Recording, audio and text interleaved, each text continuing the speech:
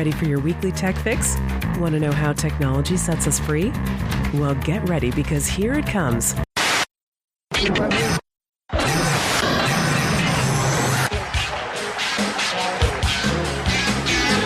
Tired of boring specials about history, science, and technology?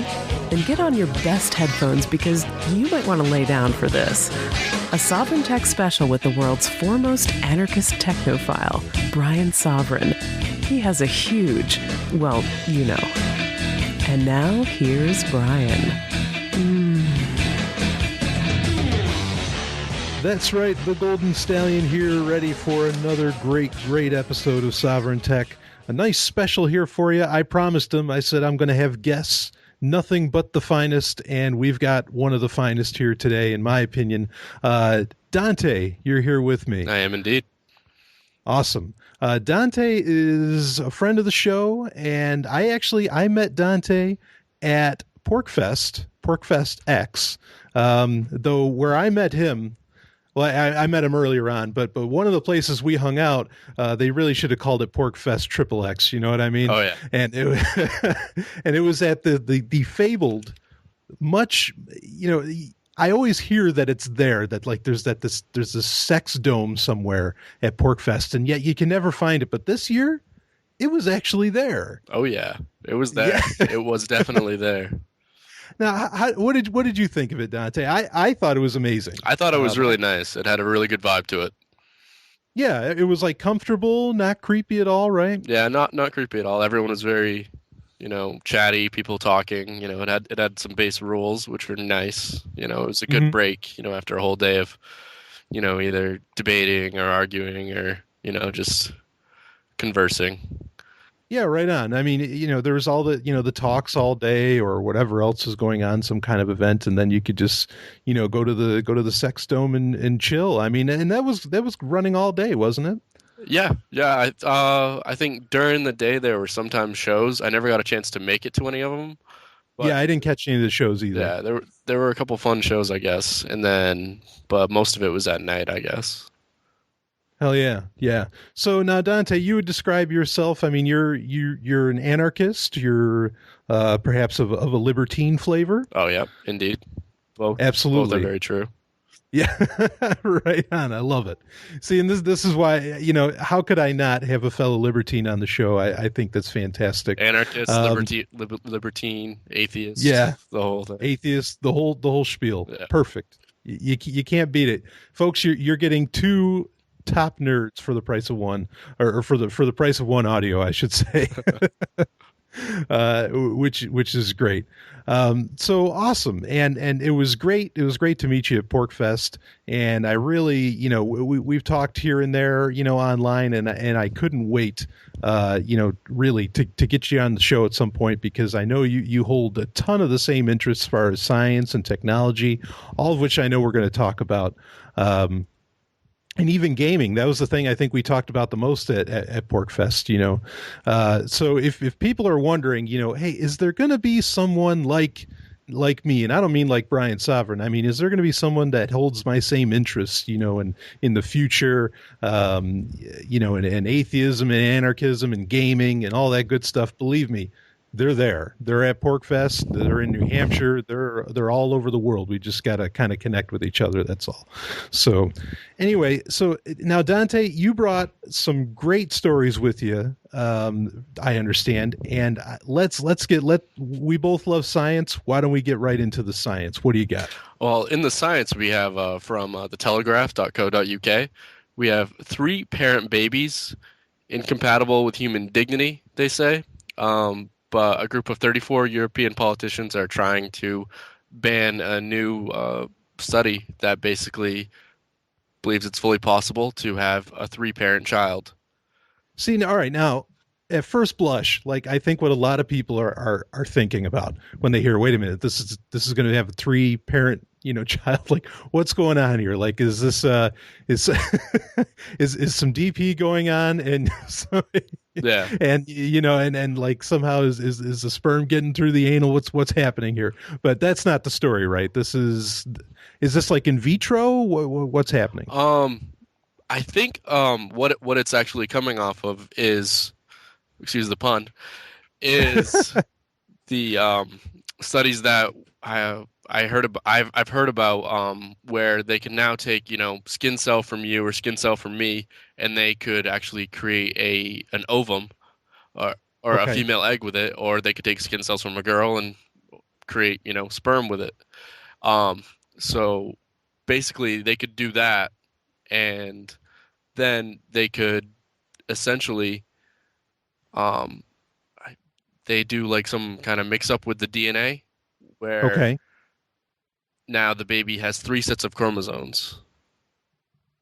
Okay. Now, does the article? I mean, I can kind of imagine what the advantages are to that. Does the article talk about what exactly the advantages might be? The potential treatment is known as a three-parent in vitro fertilization, or IVF, because the offspring would have genes from a mother, a father, and from a female donor. After a national public consultation shown by Britons broadly favored the idea, the government's chief physician said on Friday it should be allowed to go ahead under strict regulation, whatever that means. Scientists have developed groundbreaking new procedures which could stop the diseases from being passed on, bringing hope to many families seeking to prevent their children from inheriting diseases that are inherited. It's only right that we look to introduce this life-saving treatment as soon as we can. So basically what it's saying is most people know the more diverse two parents are, the Right. less likely you are to have harmful or recessive genes recurrent in offspring. So the Right. introduction of another parent basically makes the odds of recessive genes showing up crazy, ridiculously low.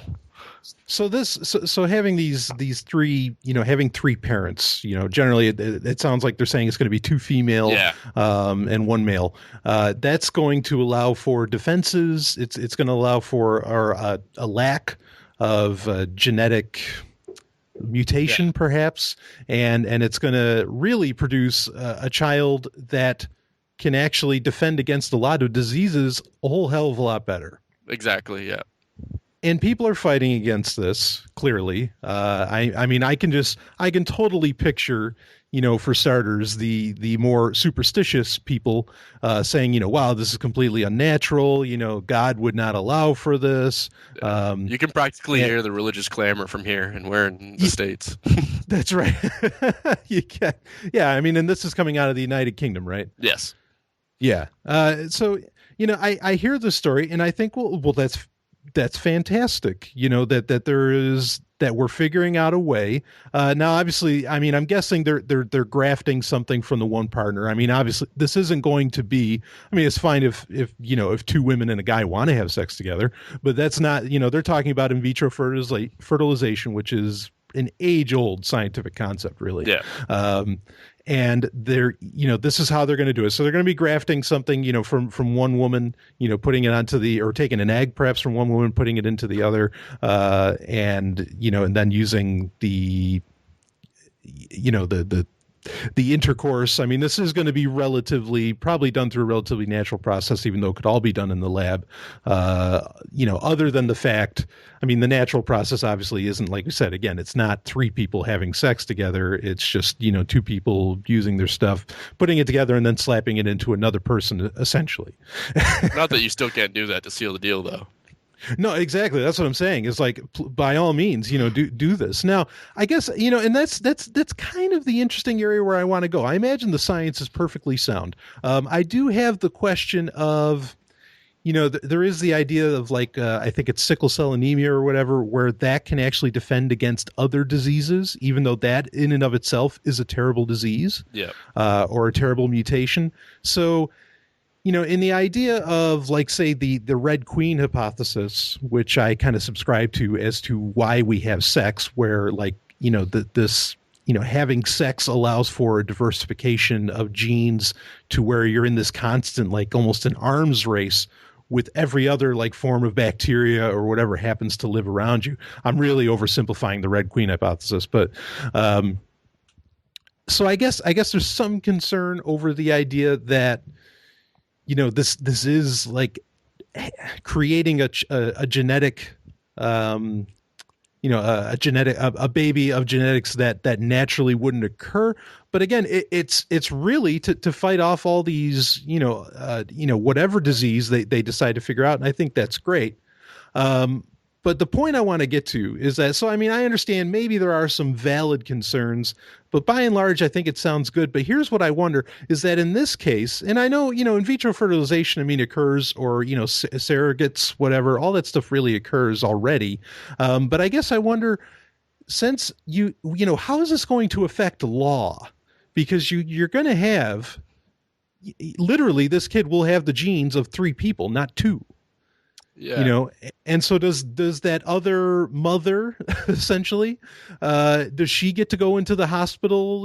Does she get past the guards when her child's in ICU, in the future, which hopefully that doesn't happen. That's part of the reason they want to do this, to keep a kid from having such terrible, genetic problems. But I guess, I mean, what do you think about that? How do you think that would work? I mean, call me an optimist, but I think it would pave the way for more equality between the sexes, because Interesting. People would see that, like, you can't exactly continue the old rights of parenting into this age of test tube babies, and Right. the ability to prevent diseases like being inherited and stuff like that. So it's really hard to continue on that model of the 2 parents type thing in a world where you could do this. So it could pave the way for more equality and maybe even more polyamory, like in a lot of Yeah. places. Yeah, that definitely polyamory obviously came to my mind pretty fast, because I mean, my own thoughts on this, and at any point in our conversation during this show, Dante, feel free to disagree on things. But I am of the opinion that children were meant to be raised by tribal structures anyway. Now, what I mean by that is, I mean, like, I don't think, a lot of people talk about, well, single parents are so tough. I think 2 parents are so tough. It's so tough to raise a kid with that. Maybe unbelievably so, and so I think if you could pave the way, even biologically, which would allow it to fit better into the legal system we already have, because it's like, well, you can only do this if you're a legal parent, if you're a biological parent. Well, guess what? I am. You know what I mean? If you're in this 3-person, baby production model here. Yeah. I agree. In fact, great point about it paving the way for gender equality, even more so. I didn't even think of that, and I totally agree. I think it does help pave the way for that. But yeah, it opens up this idea that, no, you know what? Maybe 3 parents is better. Maybe 4 parents is better. Maybe 5 parents is better. And that's what I mean by tribalism. I don't mean like shamanism, where there's, some guy, rolling bones in the middle of a fireplace or something. But I mean the idea that, like, it's raised by a multitude of adults. That allows for, really, where everyone can actually spend genuine time with a child, that a child needs and deserves, if we want to use that word. So yeah, I think this is fantastic. And now I don't think I've seen some kind of little quick shot articles about this, and none of them seem to be talking about this, as in, like, what exactly do we do, about, like, is this 3rd person a parent? And so you're an absolute support of the idea of having 3 parents, I would assume. Yeah, have 15 if you want. Yeah, right on. There you go. I agree. Yeah, absolutely. But I mean, now, how do you feel outside of the, obviously outside of the more religious people, the more superstition bent people? I mean, how do you think people will react to that in general? I mean, is it something you think that's going to take time for them to accept, or what? I think it'll strike them as odd at first, but the possibility of people, with diseases that are inherited from mothers or fathers, through your genetics, the possibility of eliminating those in so many people, especially like some of the more crippling ones, people will turn a blind eye to any moral ambiguity they have towards it. Like it's just they're going to be like, there's so many people that this could help. So many Right. couples that would like to have a child, but they'll they'd pass on blindness, or they'd pass on a reoccurring form of liver cancer, or Right. however many malnormalities onto people. So Yeah, yeah, absolutely. So you're saying that just the advantages are going to outweigh any possible yeah, arguments that people would have where, hey, no, that third, that second woman can't be a mother or whatever. That's your thoughts on it. oh yeah, I think it'll actually, especially in a country like, I would say, especially like Germany or Switzerland or one of those countries, if it makes it to there, it likely will first. Like they'll probably get, the voices of people opposing it will be definitely, crushed essentially by those begging for it. Absolutely. And you raise an interesting point there too, because I think in countries like Switzerland and elsewhere, where this will probably show up first. I agree with that. I think we'll see just amazingly how well, adapted everybody will become so quickly to, say the perhaps social issues that this brings up. As well as, and then just the science where people just say, you know what, people are healthy, because of this, where we have kids, like you said, where they're not going to have these genetic abnormalities anymore, this genetic degradation, whatever. I think it's fantastic. What a wonderful thing to figure out how to do, and this isn't, I guess, do you feel that this like ties in? Because a lot of people get concerned when you start talking about this. They want to say it's like, oh, this is eugenics, and we're going to create a bunch of super babies or whatever. I mean, what are your thoughts on that? You mean on technology getting this far involved into like our reproduction just like, and stuff like that? Right. Because we're really, in a very real sense here, we're playing some serious God. Yeah. For lack of a better phrase, and I think there's people who would say it's like, well, you're messing with nature so much, and that you're going to create, like I could, the point is and I think I could see some people saying, hey, this is like Nazism. But how would you respond to someone saying that? I would say Nazism wasn't voluntary, and this is 100% voluntary. Yeah, bingo. Right on. I had an answer to, but that one blows mine away. Absolutely. And my thought on it, is that this isn't, we're not wiping out, we're not committing genocide by doing this. We're actually creating a better life. We're not taking life away. As to where most eugenics in the past has always been about eliminating, it's been about like, euthanizing people or even killing people, as to where this is about saving lives, not about taking them. And it's technology like this that would lead to a world where you wouldn't be having a debate about abortion, because not only would you probably have more control over your reproductive systems, but if you didn't want to carry a child to term, you could literally have a test tube baby that could be adopted. And right. Absolutely. It would make the whole argument null and void. Yeah. No, I agree actually, I see exactly what you're saying.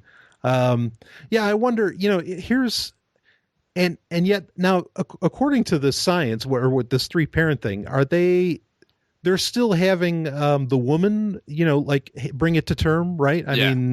Okay. Yeah. See, because that's the area where I might, and before someone emails the show saying this, this is the area where I would wonder is that, you could totally have it done in a test tube, but I guess I do wonder, like if a baby was made, and you can share your thoughts on this, Dante, if a baby was made in a test tube, literally, you wouldn't like, unless we could somehow totally simulate, like say the heartbeat of a mother. I think there's a lot of rhythmic things that occur inside, inside of a woman during pregnancy, that a baby kind of learns to like react to. And so I guess I would wonder, they'd have to show me, you get what I'm saying? Where like, there's just the experience of being inside. Yeah. The amniotic of your fluid, mother. the sounds, Yeah. the warmth, Yeah. There's a certain symbiosis. Yeah. The hormones. Right.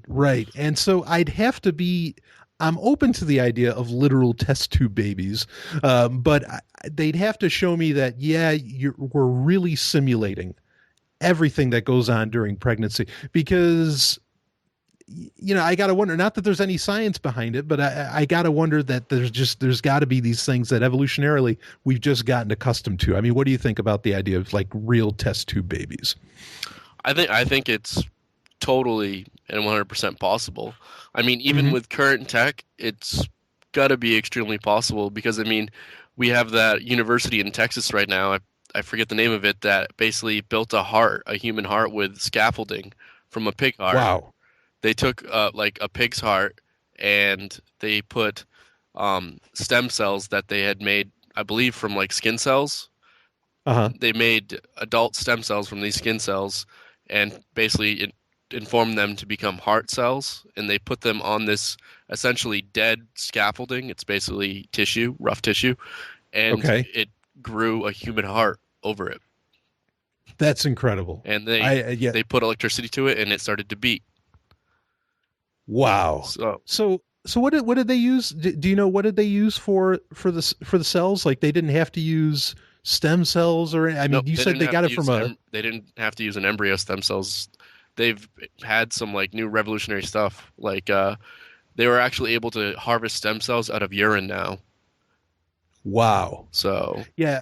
Okay. See, now this is something, and I don't know if I've mentioned this on Sovereign Tech before, but there's a Ray Kurzweil. You know who Ray Kurzweil is, yeah. Yeah. I mean, just an amazing transhumanist. I mean, he's really, talk about a guy pushing humanity forward. He's definitely making that happen. And he wrote a book, I think it's in 2005, called A Singularity is Near. It's a very popular book. Yep. Or it was at the time anyway.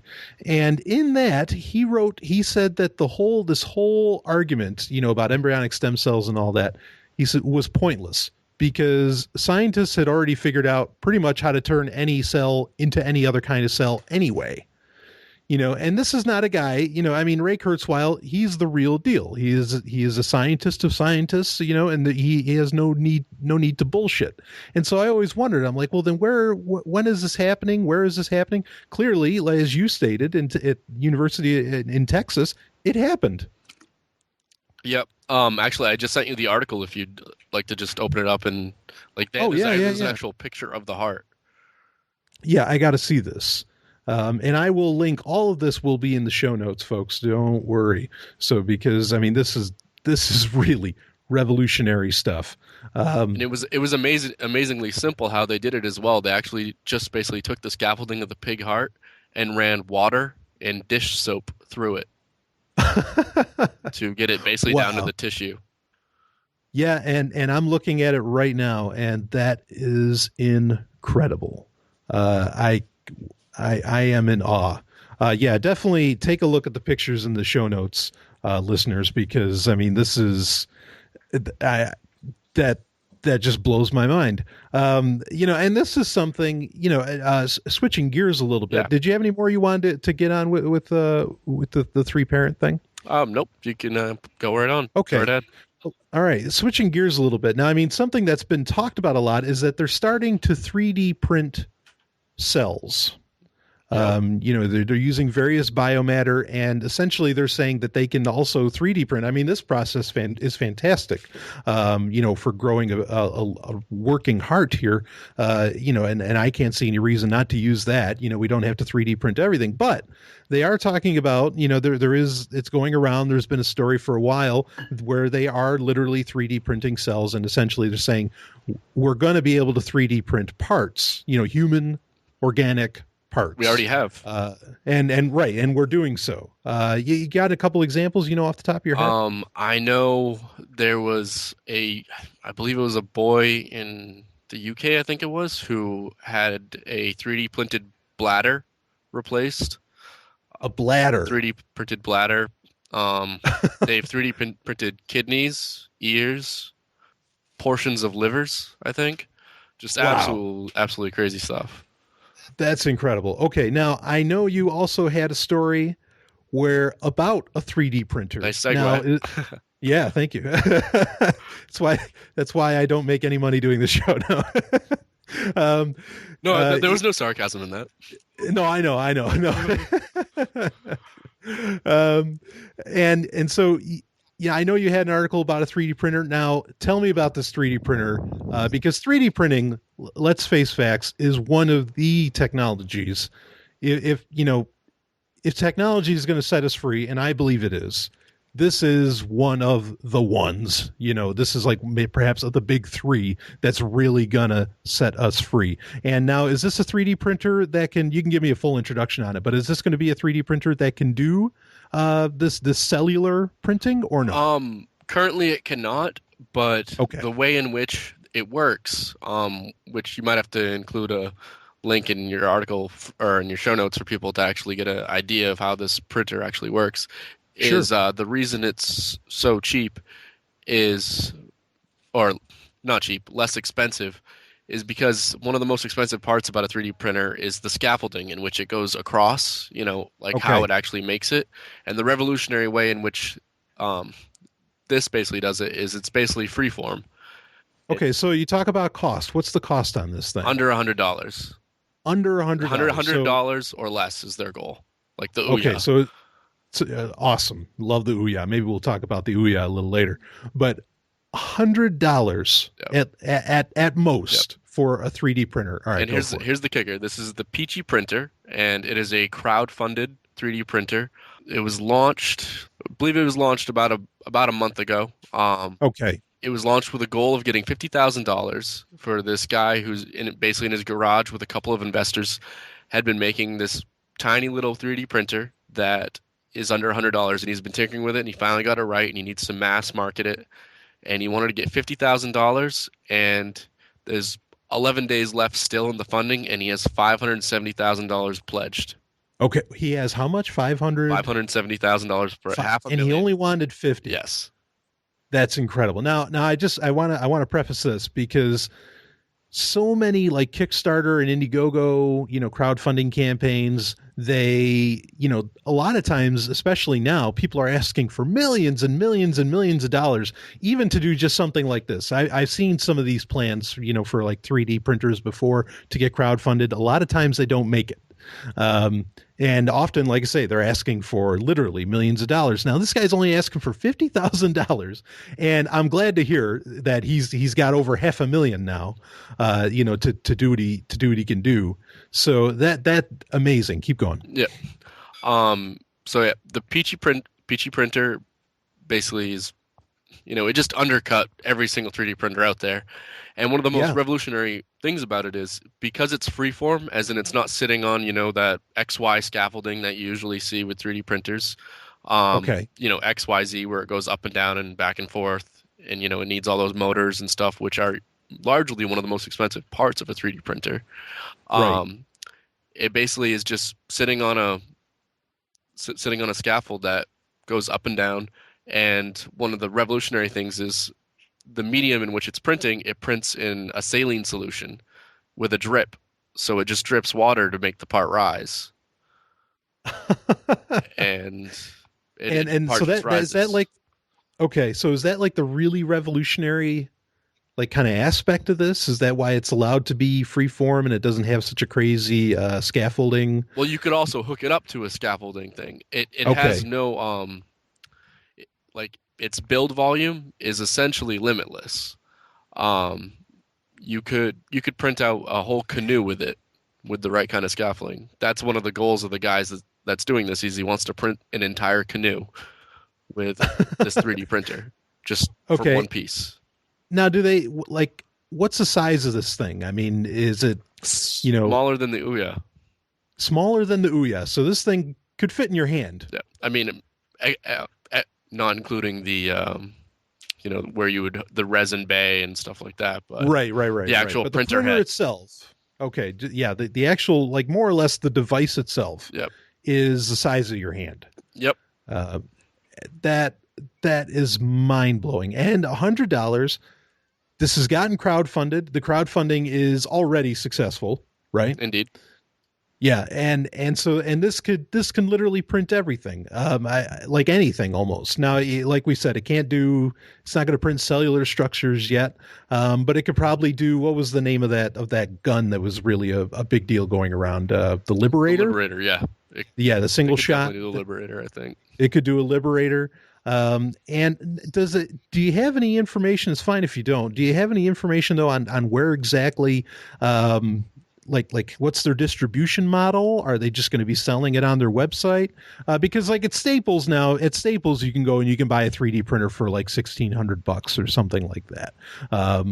Is this something they're going to mass market, or does it look like it's just going to be website sales? I imagine it's going to be mass marketed. One of the goals behind the guy behind this has is to basically make cheap resin, because one of the bigger problems is like it's $60 for a liter of resin. And that's a little kind of ridiculous for plastic. So he's trying to make a really cheap resin to help go along with this as well. And so I think he's definitely going to be mass marketing this. I mean, under $100, I wouldn't be surprised to see it on the shelf of Best Buy and Radio Shack. Yeah, see, now that's what I think it kind of needs for people to really understand, because, a lot of people don't understand 3D printing in the first place. Like, they just don't understand the concept. Like, how exactly does that work? I work in a machine shop, so I mean, I definitely understand it. Sure. I understand people not getting it. They're like, what? Right. Yeah, exactly. Because it seems weird. It's like, what do you have? Just like this thing that, I mean, I think a lot of people just picture this like a big dot matrix printer with just, instead of having a slot where paper can come out, it's just this huge gaping mouth where suddenly, almost like a replicator from Star Trek, whatever you decide to print will come out of it. But that's not how it works. Yeah. This 3D printer is just, it's so different than so many of them. Like, for example, instead of having like a USB port or maybe like a slot for an SD card to go in to print, it uses an auxiliary port. It uses an audio cable to transfer 16-bit data to control the printer. That's all it needs. Is you download the program on your computer or even your phone or whatever, and so you could literally have this on your phone. Download the schematic from, say they have an app for it, for some little trinket you need or want to make, like maybe you're making a new phone case on the fly. Download it, plug it into your auxiliary port on your phone, and it'll start sending the 16-bit data through the auxiliary cord, and it'll start printing. That's incredible. So the 1/8 that 1/8 jack is what this is running from. Yeah. That is awesome, because what doesn't have one of those today? Exactly.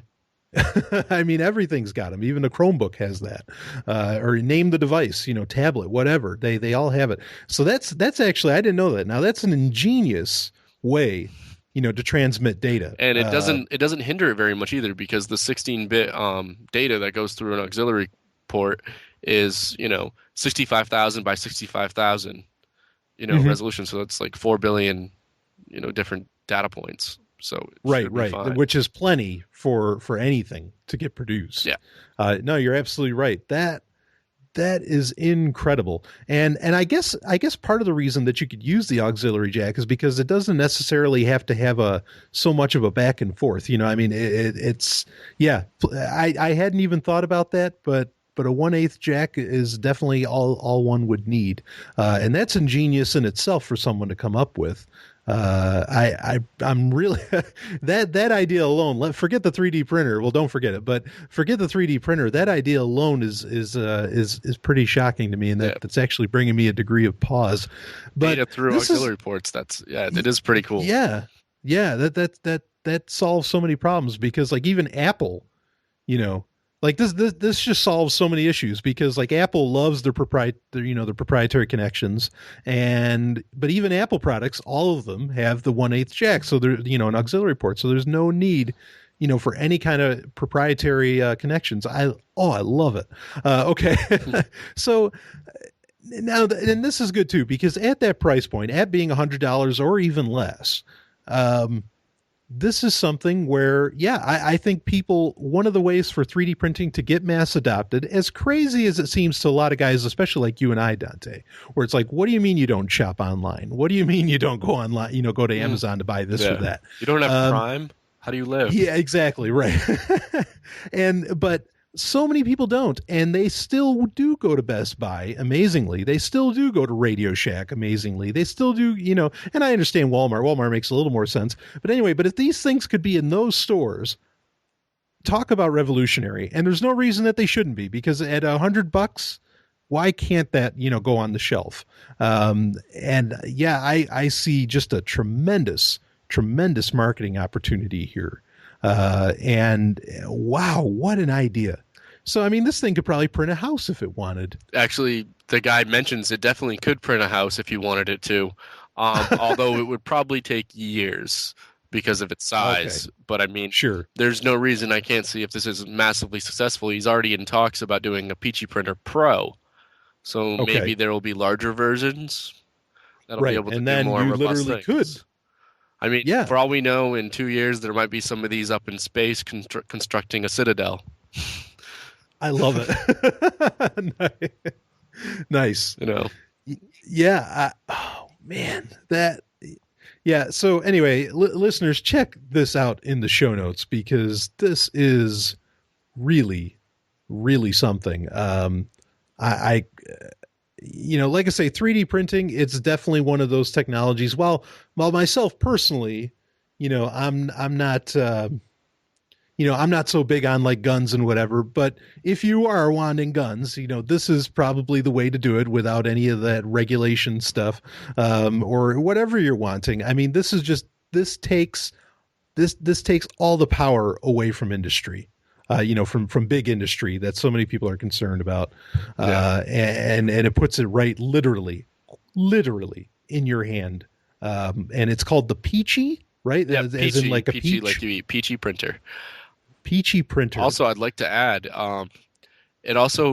its price point would be good for people that, they've always looked at these 3D printers and they're just like, I want to try it.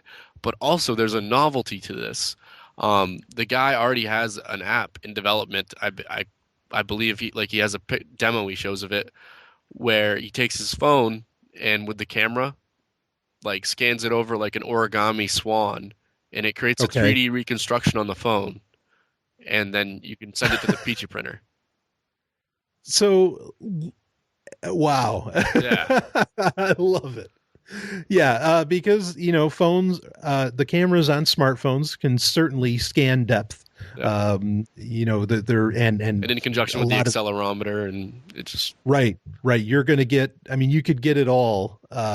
It's really amazing how many sensors that smartphones have on them. And yeah, I could see you would literally just by taking a picture, essentially, and maybe moving the phone a little bit, you could literally have anything you want.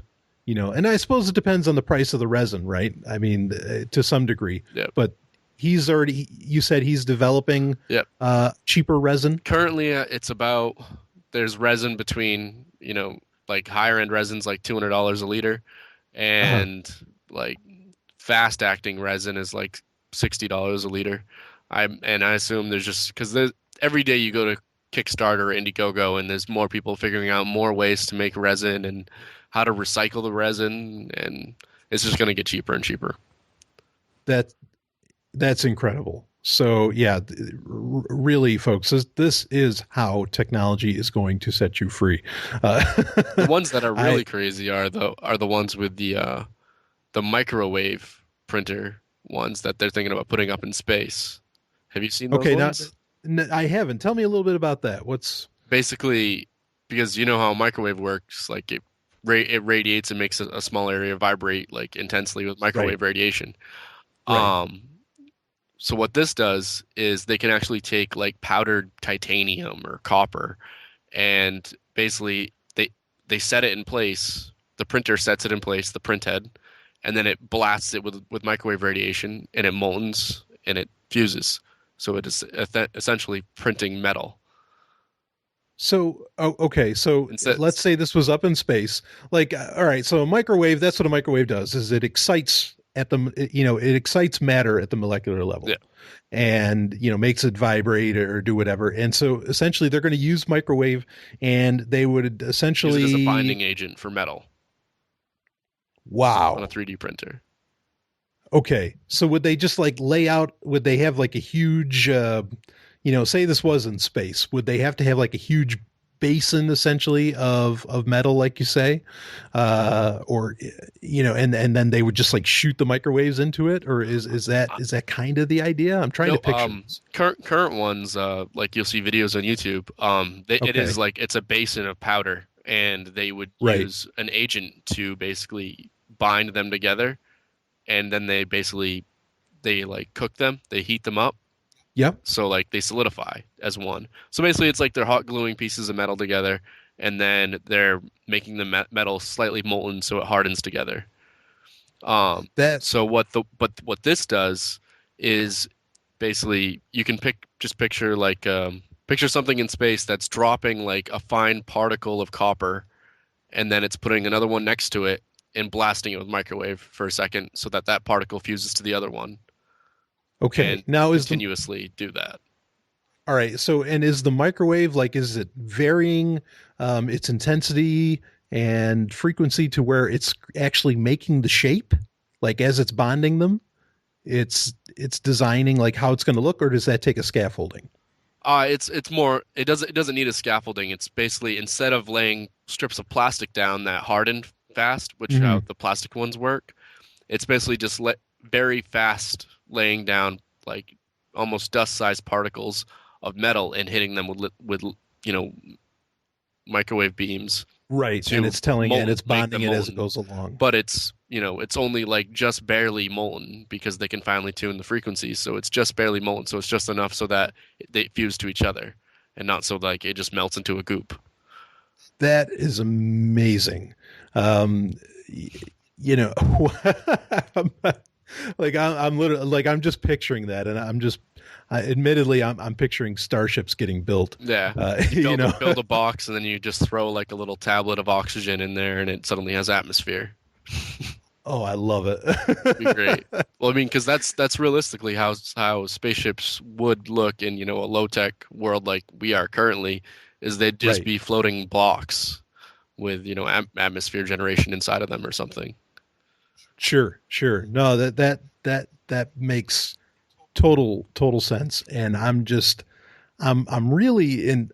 Wow, I just this might not make for great radio on my part, but I'm just like sitting here, just like imagining this. I did not know about this. I am so glad you were on to talk about it, because I find that incredibly exciting. As far as like taking us towards a more science fiction like future that I'm sure both you and I want, Dante.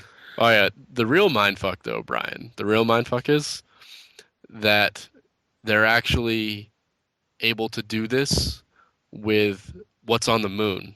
They can do it with fast. They can basically make concrete because they can seal silicon in the same way they could do metal. Oh, So so you all can right, literally scoop up moon dust and start right. constructing things with a microwave 3D printer in space. And basically, you're printing moon rock. Yeah. Okay. I see it, and that is wow. That is so cool. So you could have literally like you just picture like this moon rock spaceship basically that you could print.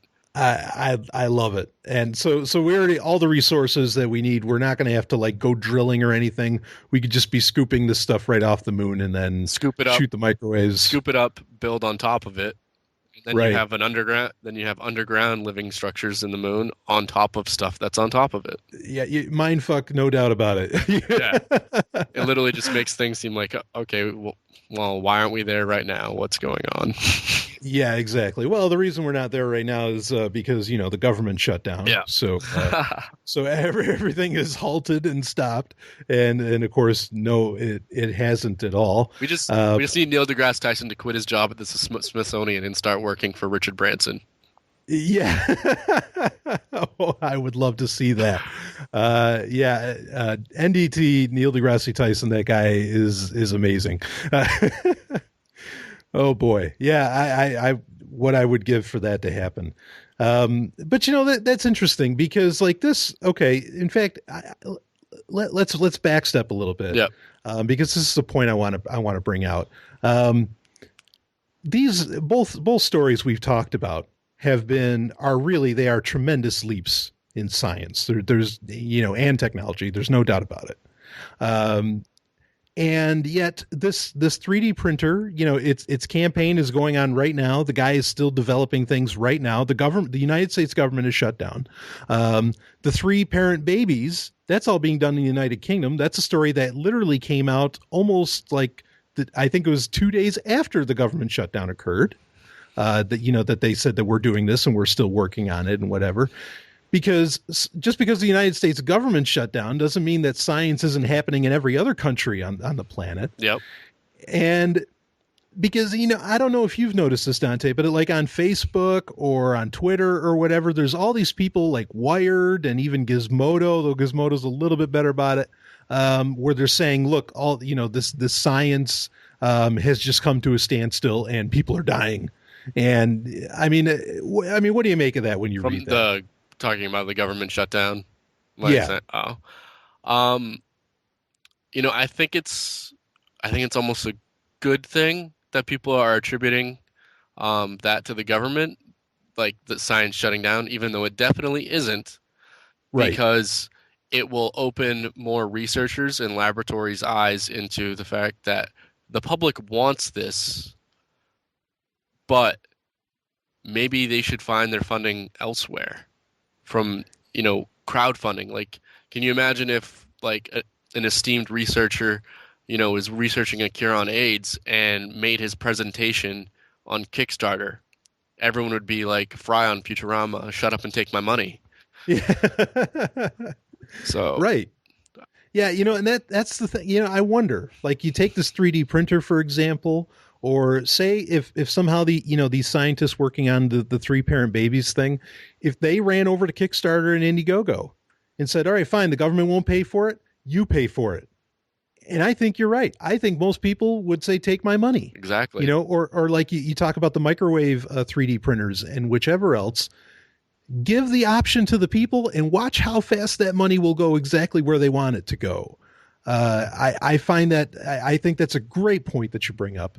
And that, like, I mean, this government shutdown, like, I think the worst thing I've seen someone complain about it, and then it depends on whether or not this is the worst, was I guess there is some, like, in the United States, there's some foodborne illness in chicken that's going around right now. And because there's no FDA to put it in check, everything's terrible, blah, blah, blah. We're all going to die. I mean, whereas if the government could get out of the way, maybe even that disease that, the concern of the disease that's going around might not even affect humans if we could do 3 parent babies. Very true. And so, if people would just get this kind of overarching look and stop looking at now, if they got this overall look at everything, they'd find out, hey, wait a minute, okay, so the government shutdown is keeping, this illness from getting around, but because the government's there, it's keeping humans from getting to the point where illness might not even matter anymore. Yeah, I agree. I mean, I'd argue that it would. It wouldn't matter because we'd have nanites in our stomach regulating our metabolisms and biota. Like, yeah, right. It just wouldn't even be a problem anymore. Yeah, exactly. And, and it's not even because some people say it's like, well, you're talking theoreticals. No, it's not theoreticals. Here's scientists, like we talked about in the story before. Yeah. Here's scientists straight up saying, no, look, if we do this 3 parent thing, we can start solving this. It's not theory. It's science. And yeah, who's the one stopping it? Lawmakers. Yeah. And for what? For morality? Go The ahead. kind of ironic part about that I just kind of thought about is I could see even some of the maybe even more progressive countries, like progressive in the negative sense, being that more government Yeah, involvement. sure. Like maybe China steps on board this, and if you want to have another child, it has to have a third parent because they're Right. dealing with a lot of these super diseases like MRSA and stuff. Yeah, yeah. No, So good point. that could be And that could be a thing, in a couple years. yeah, yeah, I agree. It's a funny dichotomy that occurs. Like you take a country like Norway, where oddly, this isn't a case for progressive, countries or for bigger government, but like Norway is a country that is not in debt. Um, and yet they're so it's funny. I don't know how to even really describe it because they have all these laws that say you can't regulate, you can't regulate, you can't regulate. So they actually have more laws, saying that you can't regulate, but laws in and of themselves, don't really help matters. But I would see them putting these things into place. Switzerland as well, where like they say, like there's a law in Switzerland that if you have a cold, you cannot go to work Yeah. because you're going to infect other people. I mean, they make a bunch of logic about it, but Yeah. I could see where they would start putting in requirements for these things to happen. And the odd dichotomy is that because of that we would end up seeing this leap in human biology, but of course, again, the real thing that's keeping it from being applied everywhere is still government. Because I worry that people would say, well, you see, this is why we need more government, because the government would be able to say that, yes, you need to do this. Yeah. But really, what's keeping it from the mass adoption and from really working very well is the fact of government in and of itself just making it illegal, or even saying that it's legal and then choosing, okay, no, but you can't fend off this disease or you can't do it this way. So yeah, but that's a great point. I think China would jump on this. Yeah. Yeah, Very yeah, super no, babies. yeah, and they're interested in that. China themselves, they are interested in that. They're interested in like they essentially have some degree of eugenics programs, not to where they're killing anybody, but where they have like breeding programs. There was an episode of Sovereign Tech where I had the lovely and hyper intelligent Dr. Stephanie Murphy on, and she was talking about how China wants these people, wants their best and brightest essentially to be intermingling. Yep. And make super babies. So I think that's a pretty insightful point, Dante, that countries like that probably would jump on it.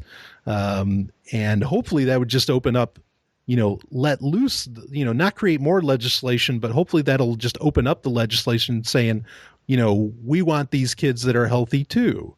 Not to say that they're better, no one's saying that, but just the fact that they have this chance at a life where many diseases just won't harm them. And I boy, that's an exciting, really exciting thing. Yeah, it's definitely something to look forward to. And if Yeah. I'm still not sure about the children thing, but Uh-huh. if I was gonna have one, this would totally be the way I'd go about it, because I'd love for my offspring to have a leg up, in the genetic rat race. Sure, absolutely. Yeah, no, I agree. I personally have no interest in having children, but I agree. I think if I were to do so, maybe this would be, something I'd be looking at, because just a tremendous wow. Anyway, but let's switch gears again here. MIT has created small cubes that self-assemble. Okay.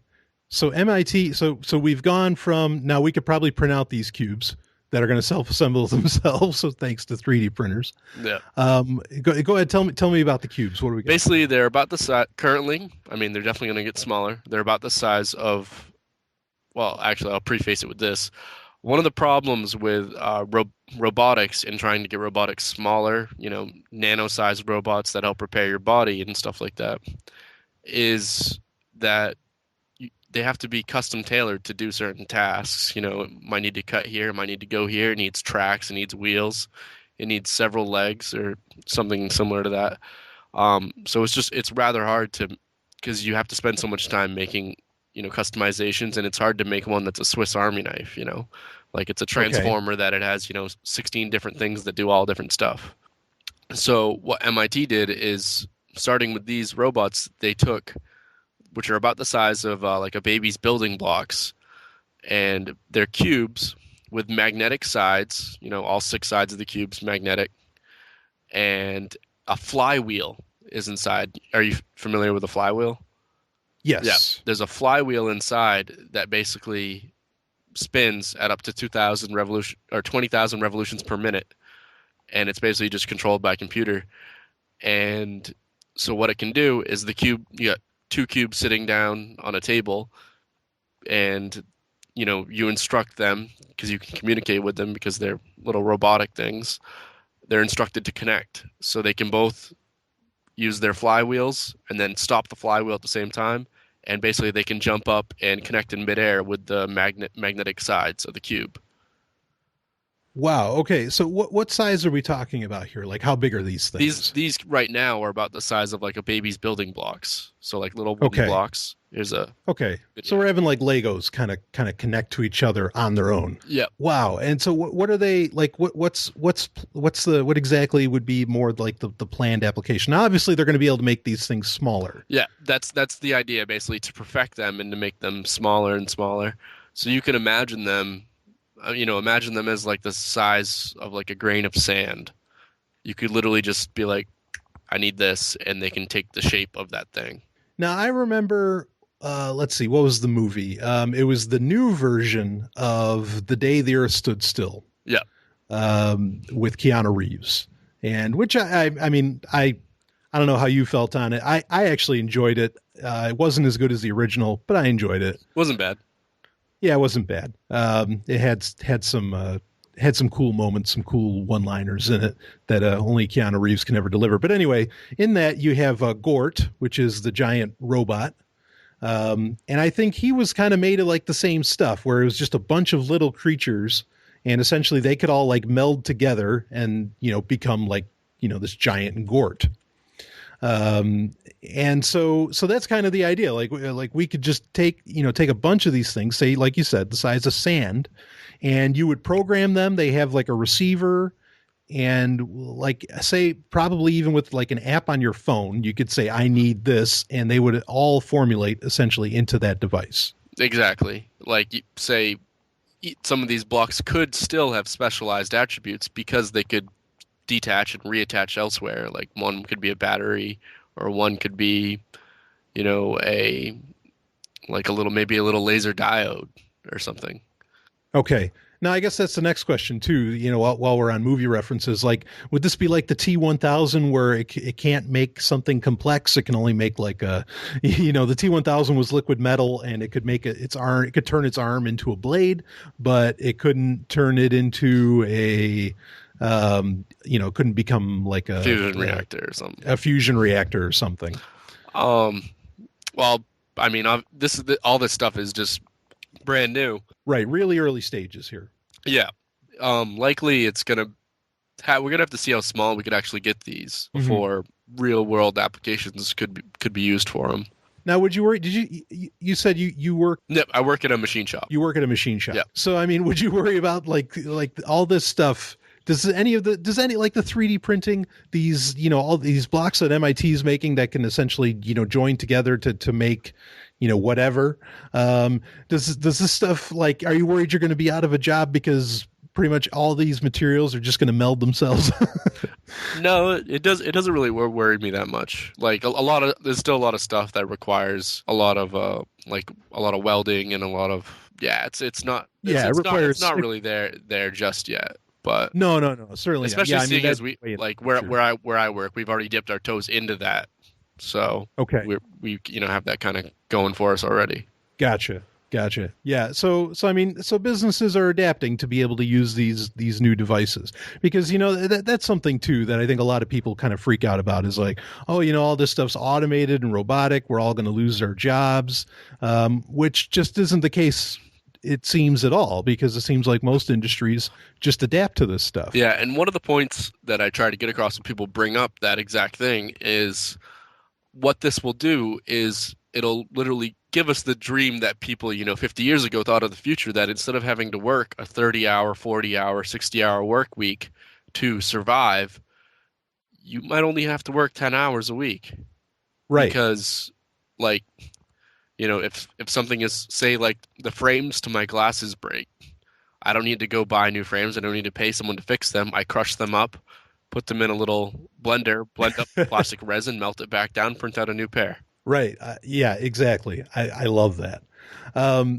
Yeah, it's interesting because when you say something like that, I can just see people saying, it's like, well, you only have to work 15 hours a week, but how will you make enough money to be able, to pay for everything? Well, but you're missing the fact that everything can be exactly, because everything will be so easy to produce, there won't be the value that exists on it today won't exist. It won't, the monetary value won't exist on it. And so, yeah, you wouldn't just have to like work less because so many things, will be easier, but you'll be able to work less because, quite frankly, there won't be the need for as much money. It's just it won't be necessary. Now, maybe the powers that be aren't okay with that. And that's why things like the 3D printing, are under the radar of Kickstarter and not in the, but that's getting conspiratorial and we don't have to go there. Yeah. But either way, I love it. I love the articles you brought in because this is a real look at, it's not reaction to what's going on. It's action that's actually propelling us forward. And it's really like getting that nice big picture look based in reality, of where science and technology is taking us forward. And I think it's absolutely incredible. What are your thoughts on that? I think there's really definitely being a flame lit under 3D printing's ass because it's starting to take off big time. Yeah. Yeah, absolutely. And industries are getting behind it. You said you like at your machine shop that you're already ahead of the game on this. Yeah. That it's becoming just a part of how business is done, which is great. That industries are jumping in on it. Okay, so let's switch gears again and let's geek out a little bit. Totally. Well, first off, I'll ask this. We'll get this story in. I think this is a good thing on a lot of podcasts, a lot of shows, especially liberty-oriented podcasts. This question kind of gets asked to people, and so I'll ask it to you now. But how did you? You went down the list. You're the full-on, the anarchist, atheist, libertine, the whole business. How did you get to that point? It was a roller coaster. In fact, I was in high school and I had just basically got, my first real job and got, at the time, I would call myself then a full-blown fascist. Full-blown. Almost to the point where, I'm disgusted to say that I would have thought a drug dealer should be put to death. Kind of stuff. And I'm so glad I'm beyond that. But yeah, I was fully enlisted going into the Marines and got, just a job on the side working at my family machine shop and listening to music all day on my iPod and got tired of all the music that was playing, because everything on repeat after a while gets a little old because this is before Pandora and the iPod Touches, so it was only stuff I had downloaded. Right. So I started switching to podcast, went to comedy. Not enough comedy content out there at the time being produced. I was working a 40-hour week, and it wasn't really doing it. Went to science. There were 2 science shows a week. Still wasn't cutting it. Went to political. Couldn't listen to either the Republicans or the Democrats after a little while. They were just there were just logical fallacies that were popping out to me after a while of really thinking about that stuff. Right. Too much bullshit. Yeah. Right? And so I actually stumbled on Free Talk Live, and, same story as many people that have listened to them is, for the first 2 weeks, you're yelling at it. You're You're like, how can they say that? They're crazy. And then after about a month, I'm just like, all right, yeah, this is logically consistent, and yeah. Wow. And Yeah. Now, I called up my recruiter, and I was actually moment was probably about a week before I was ready to ship out to boot camp, and I called up my recruiter and I told him, I can't consent to violence on another human being, and I'm sorry, I'm bravo. not going to go. And he gave me the runaround saying, like I signed the forms, I have to go kind of stuff, and I'm just like, sorry, not doing it. And Bravo. Wow. And so what was would you mind giving like the year on this it was around? 2007. Around 2007. Okay. Yeah. Yeah, that, I just, there's some new listeners to the show and they may not know. I mean, I'm sure most do, but you may not know what Free Talk Live is. And there's a point I want to make with this, and I'll let you keep going after that, Dante. Yep. Is that, well, Free Talk Live, it's a nationally syndicated radio program. It's on like 120 radio stations. It's a huge podcast. I actually work for Free Talk Live. I'm a ad executive for it, and I'm also a co-host on there. And so many people have said, "Look, I heard Free Talk Live." By whatever means it happened, however it got shared to you, however you found out about it, and it's a show, where people can just call in, but it has this liberty-oriented bent. It's like open source liberty. Yeah, it's open source liberty. I love that. That's clever. And and it's something you just can't hear it really anywhere else in the mediums that it's available on. And so, if people are wondering, hey, maybe sharing like audio here and there doesn't really help. Yes, it does. Because however it gets out there, however it got to you, Dante, I mean, it kept you from going to the military, which I am incredibly thankful for. And, so listeners, if you want to share something really incredible, you can share Sovryn Tech, but share Free Talk Live as well, because it can be an eye opener, no doubt about it. Oh yeah. So go ahead. Yeah. Well, I mean, like I'm incredibly thankful for it not taking me, because I was definitely going straight into frontline type stuff. Like that's what I was signed in to do. That's what I wanted to do. Right. I was like, it really is. It's a horrible feeling for me to look back on like how I was back then. Like I'm like, yeah. How could I have thought that was okay? But that's pretty much my journey, into liberty. And then, my first Pork Fest was this past one, and that was amazing experience. Met you and Stephanie, and actually got to meet Mark and Ian, and I was like, I attribute you guys to being the people who likely saved my life. Right on. Like, and of course, they'll give the whole spiel like, well, we didn't do anything, and I'm like, yeah. Well, no one else did. Yeah, exactly. Right. Yeah, I hear you. I appreciate you saying that, and that's impressive. And I didn't know that you actually that you were planning on going into the Marines. And boy, am I glad the timing was right to where it was you were spot able on. to tell. Yeah, that is absolutely fantastic. Okay, so that's how you got into Liberty. How did you get into like all the science and technology? Like, I mean, when did this happen? Always been. Always into science. I mean, I think I was born with one of the erector sets next to me. Like I was just putting that stuff together. And my family's always owned like a machine shop, so I'd literally go in there every day and just get scrap metal and try and make something with it. But since I was like 5 or so, so it's just something that's innate. You can't really like think of that first thing that. Yeah, I hear that a lot too. Where people, because we've got listeners, and I've gotten emails from listeners for this show, where they're like, saying, "Wow, I can't believe this kind of content exists. I can't believe that there's other people out there that kind of think this way." And I guess, and a lot of them, they kind of ask, and I haven't addressed this on the show yet, but how exactly does a person, get to this point? With the whole thing, with the interest in science and the interest in liberty and the whole business. And yeah, I guess, I mean, I don't have an answer to that. I don't, necessarily expect you to. But It just seems to be, you know, kind of just an innate thing. And maybe, you know, and if anybody has sovereigntech@riseup.net, send me an email and, you know, let me know your theories on how exactly people like this get created. Because you and I, Dante, I mean, we have a lot in common, you know, Yeah, we it's really crazy. do.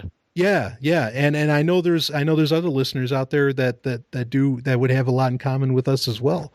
And so yeah, it's an interesting thing. Now, speaking of things in common, Yeah, you've seen Babylon 5. I have. You have. Now that puts you in an even rarer group. Uh, but you know, what exactly did you find at all? Now, when did you watch Babylon 5? I think I got through it about last summer. Like, I mean, I watched all of that stuff when I was growing up, but just Sure. recently I've been, you know, downloading plenty of stuff and just watching everything and Right. just taking all the old stuff in. Every year I make it a point to rewatch every single episode of every Stargate season. Right on. Just all that Love stuff. Stargate. Yeah, which we've talked about on this show before. Yeah, absolutely. So go ahead. What's your favorite show of all time? Oh, without a doubt, Stargate. Without a doubt, Without a doubt. Stargate. Okay, all right. This is going to be our modified pick of the week. So you go ahead and tell me what is so great about Stargate. I mean, I agree. I love it, but go ahead. What's so great is like you can almost pick up any episode and get into it. You know, if you suspend the statism kind of thing, if you know you're because it's like mindset, it's right. Unfortunately, Stargate has like military people kind of going around all over the galaxy, right? Yeah. Which kind of sucks. But okay, but go ahead. Yeah, if you suspend that statism end of it. Yeah, definitely. When I watch Stargate, I mean, I'm totally appreciating the badassery of Colonel Jack O'Neill, but I'm definitely on the the Daniel Jackson side or Samantha Carter, like looking at this tech and being awed, or looking at this culture and being awed and inspired by the thought of like something like this could actually be out there. For me, one of the moments that makes Stargate my favorite TV show of all time is, I want to say it was season 6, episode 17 off the top of my head. I could be wrong. Okay. When basically, for users not familiar with Stargate, there's an alien race called the Asgard that is part of like a protectorate, that protects. Right, and they're kind of like the Stargate version of the Greys. Yeah, they're like, they're very, very wise and really old, and like they're part of like a group of, I think it's like 5 or 7 races that basically have been looking over this galaxy, and they've been watching humans to see if they're ready to become, the 6th or 7th race or something like that. And the Asgard basically put it to the humans and say, you have to tell your people about this, because the Stargate program is all this, secret. Right, big military secret. Yeah, and you have to tell your people. And just like that episode is like the world's revelation of all of this data is just so humbling and awe-inspiring, But that's just the super nerd in me, just like living vicariously through that. No, absolutely. And I can really appreciate that on a few levels. One, I was actually myself, I watched SG-1, which is the main Stargate show. I watched that from when it premiered on Showtime up. I was so excited. I mean, admittedly, full disclosure, like the character Daniel Jackson you talked about, his wife, they got a stunning actress to play her in the first episode. Oh, yeah. And I knew there was going to be a nude scene. And so as terrible as as terrible as what's going on during the nude scene in that episode, that was one of the reasons where I was like, because everybody was talking about it, that this is why it's going to be on Showtime, because this kind of stuff's going to happen. And it actually only happened once. in that first episode. In fact, they've done director's cuts, or a director's cut of the first episode where they just got rid of it. But anyway, so that was one of the first things that like attracted me to that show was, you know, kind of what the idea that there would be a bit of a risque nature to it. Yeah.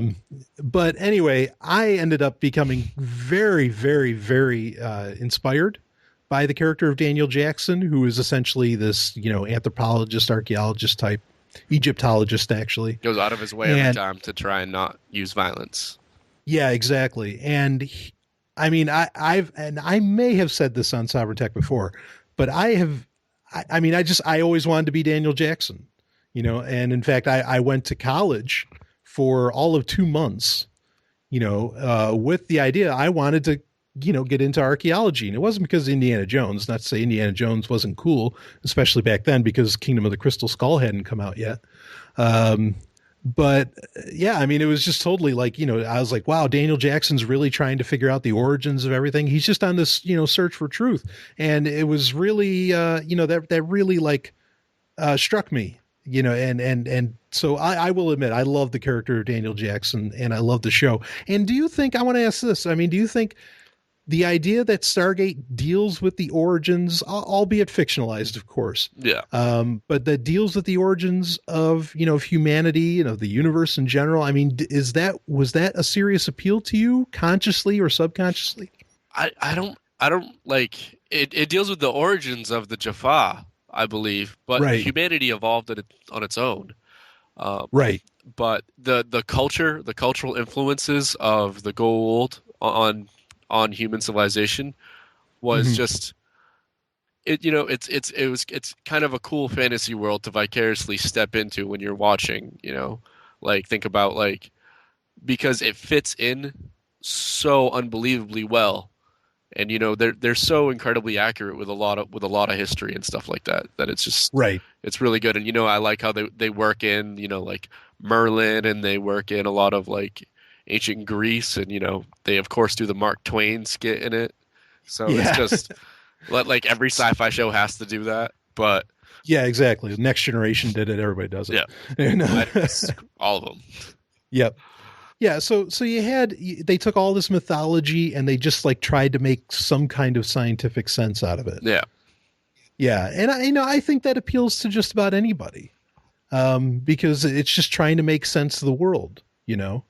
And I guess I wonder, you know, like you mentioned on your just kind of going back a little, you mentioned on your pathway to liberty. I mean, you straight up and I totally respect your courage in saying, you know, that you were just a fascist, you know, all the way.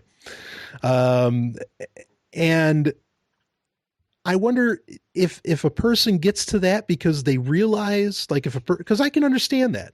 You know, I had a point after 9/11 where I would say that I became a straight up fascist, or at least I was an ardent statist, whatever word you want to use for it. Yeah. And, you know, because I just knew that the world was wrong. Something was wrong with the world.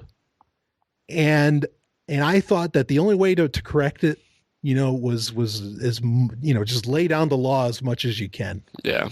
Everyone's got a little bit of draconian in them that they think would work, you know. Right. If it was just done my way. Exactly. Right. Yeah.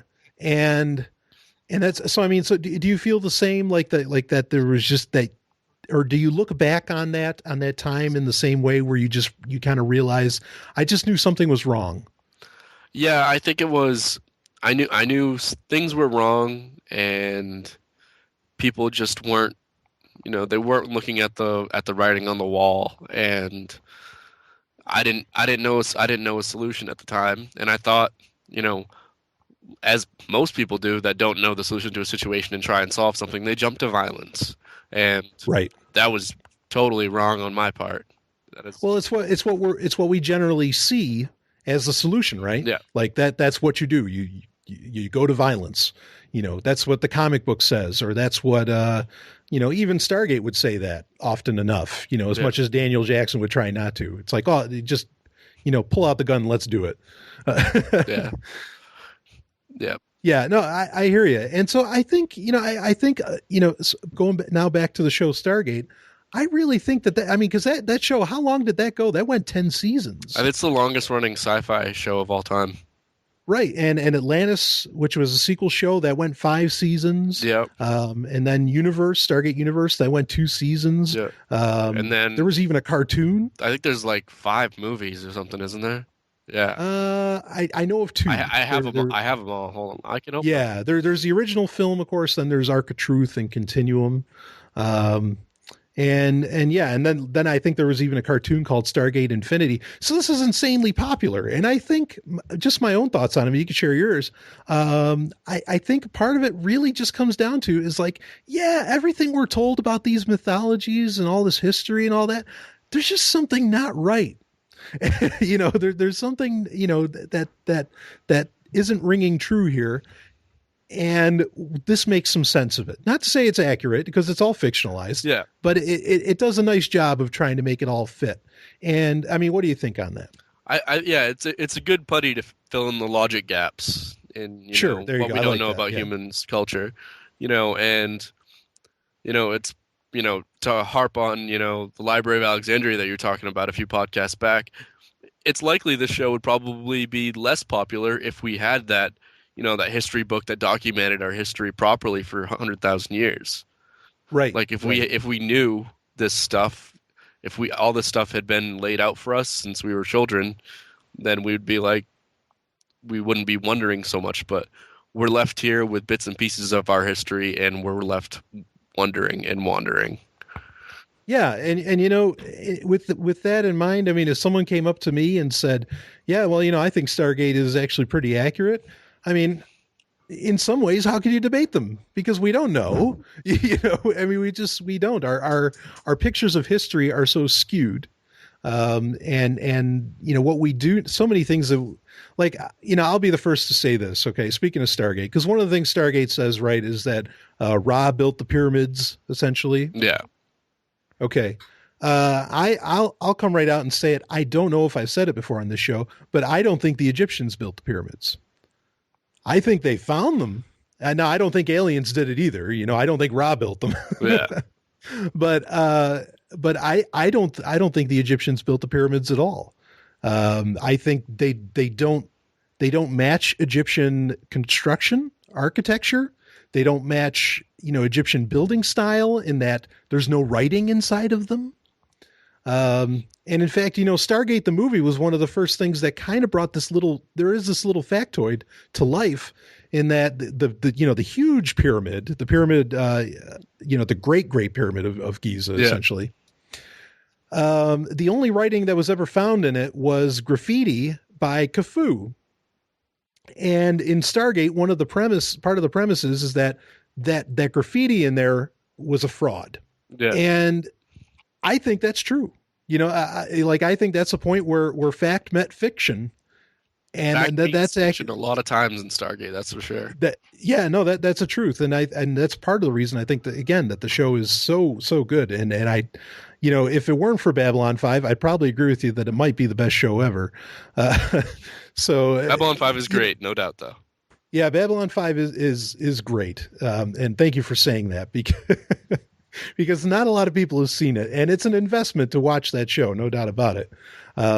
Because it's not in a lot of ways, it's not as exciting as Stargate. Like you said, Stargate's, you can pick up from anywhere, and it's a very exciting show. Yeah.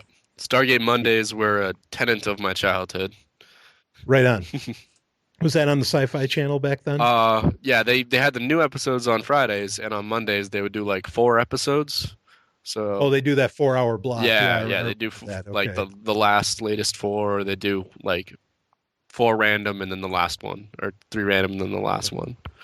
Yeah. Now, all right. So, since we're fully geeking out here, see, the Sci-Fi Channel used to be cool like that, right? Oh yeah. Now, what do you think about the Sci-Fi Channel today? To be honest, I don't even have cable anymore. Right on. That's a dropped great everything, and I'm in love with my Boxee Box. Boxee Box. Thing is a beast. That's now tell me about the Boxee Box. Basically it runs off of a modified version of the Xbox Media Center, XBMC. Okay, XBMC. Yeah. It's by D-Link. It looks like a cube. Okay. And There's our software for the week, folks. If you haven't checked it out, XBMC. XBMC is great. Yeah, it's an amazing piece of media software. Okay, so it's on D-Link. It's a Cube device. Yeah, it's about like actually I actually was glad you brought this up because I wanted to talk about the Boxee Box because Go for it. Yeah, you watch or you listen to This Week in Tech and a lot of other tech podcasts, I do. and as do I, and they're always hailing things like the Roku and the Chromecast when the Boxee Box has been around for like 3 or 4 years, and it's way cheaper now than when it came out. It was like $180, but it'll do 1080p. It'll do audio. It plays any format the same way XBMC does, but it has like an app store built in, but you don't all the apps are free in it. Like it's Okay. devoted to that.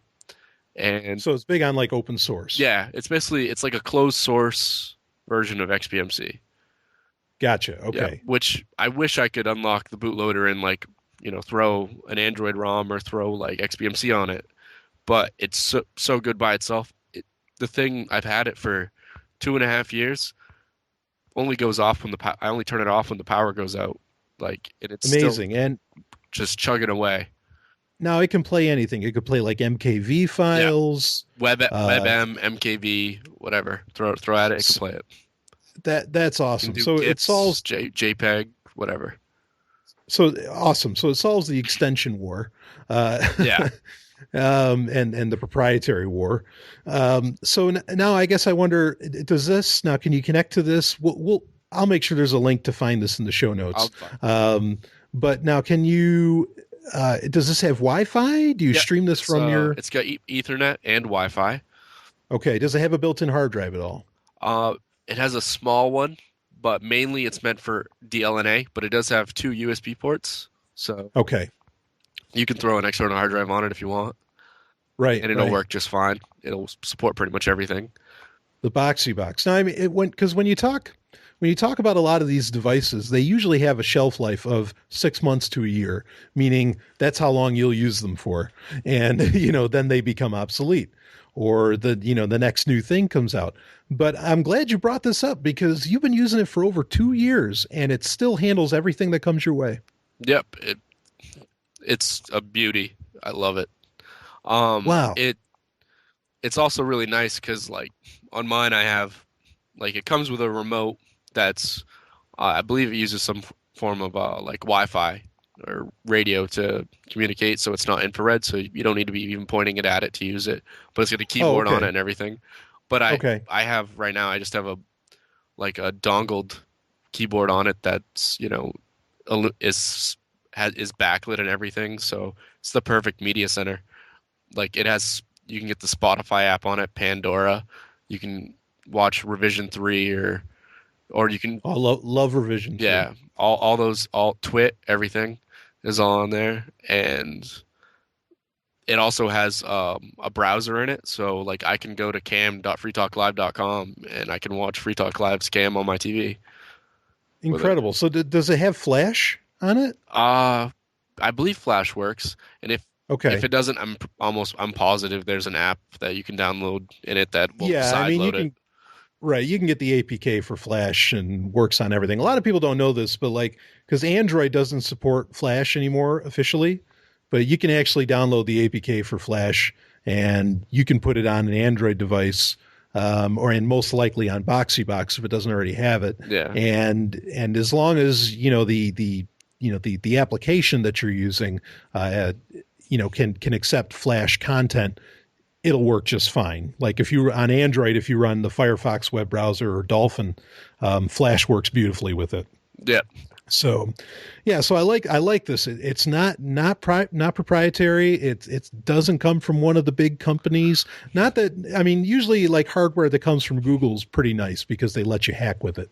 But boy, that sounds fantastic. Yeah. Actually, this model it's older, so I don't even think they produce it anymore. So like one you'd be buying a refurbished one, but that just means you get a better deal. Mm-hmm.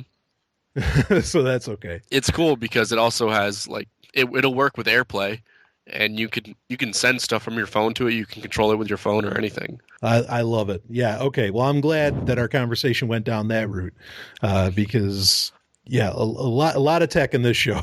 Yeah, and the reason like I went into it so heavily was because on a lot of these other tech podcasts, they talk about the Chromecast and the Roku Right. and all of these little dongles and the Google TV, and I've tried almost all those. I even tried the Ouya, and they almost always don't quite come up to par. Like sometimes they're a little laggy, sometimes they're a little slow, Right. and Right. sometimes like they'll only play their certain format. Or for example, the Roku doesn't do DLNA, not by Okay. default. So like I can't. Now, DLNA, for those that don't Yeah, know. DLNA is basically sharing media from like your computer's hard drive or a network attached storage hard drive. Right. So whereas like they'll say you can use something like Plex, where you're running a media server, which is using your computer's processors to send stuff to your TV. But Okay. whereas something like Boxee would just read the file on your computer, and you're not processing anything on your computer. Awesome. It does all the processing on its own end, and like I don't know if you ever watch like the Final Fantasies in Blu-ray. Oh yeah. Yeah, it can do that. Like Yeah. the See, that's 16 great. gigabyte MKV of a Blu-ray, Lord of the Rings or Final Fantasy, it can play it on the Boxee without skipping a beat. Stunning. Okay. All right. I'm gonna. We'll go back to this, but I just want to ask this, since again, this is when I have guests on, I love to geek out and just let it go where it goes. Oh yeah, But so I want to ask you this question: Final Fantasy: The Spirits Within. yeah, Um, that was the first Final Fantasy movie, came out like '98, I think, and had no relation to the games whatsoever. But what did you think of that? Be totally honest. I think it was good. You have to suspend a lot of your beliefs, because it's obviously more geared towards climate change and stuff like that. Right, right, right. Yeah, because there's the idea, that the Earth, the planet's dying or whatever it is. Yeah. So okay, all right. But I mean, like, did you see it way when it first came out? I think I saw it a little while later on Okay. on Sci-Fi or something like that. Oh, Maybe okay. All Cartoon right. Network, but Yeah, I remember when I first saw it, that was the first. That was still when CGI was like, really still kind of early stage. And I remember seeing that and just going, "Whoa!" I mean, like just the visuals alone were mind blowing. But I agree, the story itself wasn't that grand. But cool little movie all the same, and I still catch it here and there. So anyway, back beautiful to graphics wise. Like the way they yeah, do the beautiful. graphics is just mind blowing. Like I show those movies to people today, and I'm like, Right.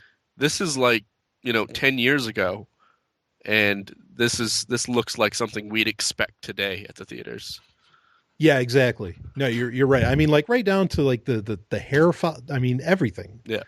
Was so stunning. So that can play that with no problem. Now this is interesting. Back to the hardware, like the Chromecast. Now the amazing thing about the Chromecast is that it's only $35. Yes.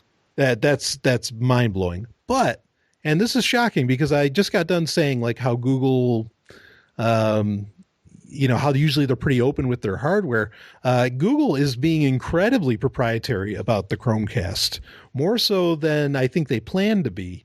Where they're being really closed, very closed net about it because they don't, they don't want certain things to work with it. Like before, they were saying, well, any tab on Chrome, if you open a tab in Chrome, you can put it on Chromecast. And now it's seeming that that's not true anymore.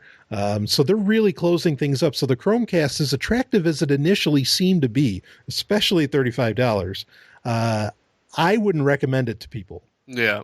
Unless you're just really on that budget so much. As to where what I'm looking at with this Or if dealing, you're willing to play cat and mouse with Google.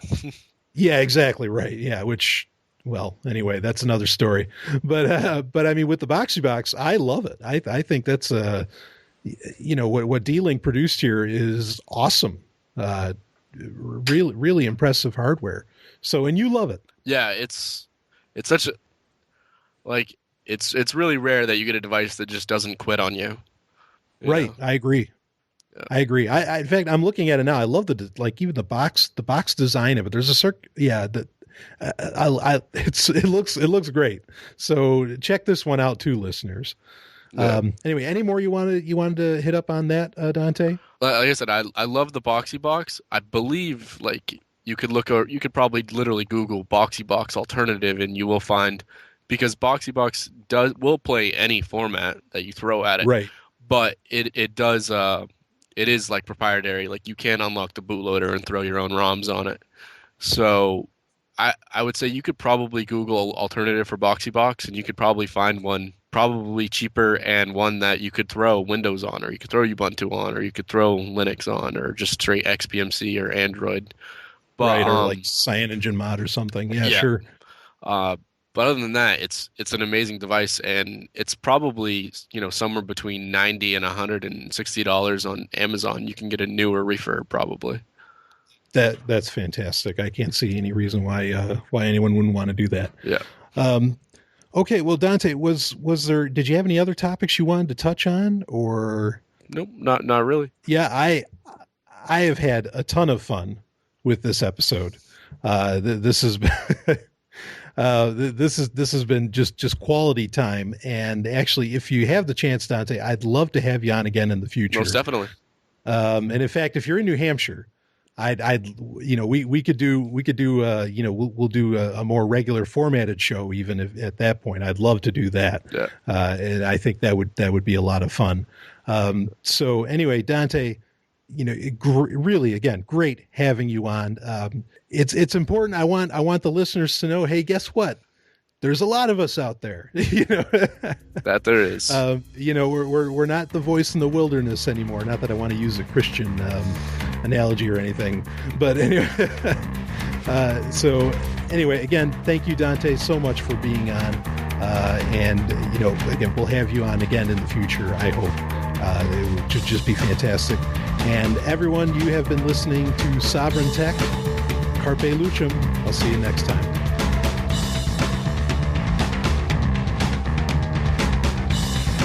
This has been Sovryn Tech. Visit us at sovryntech.com. That's SOVRYN tech.com. There you can connect with us, see more of what you've heard on today's show, and catch our podcast feed. Sovryn Tech is open source. We encourage you to share. Later, nerds.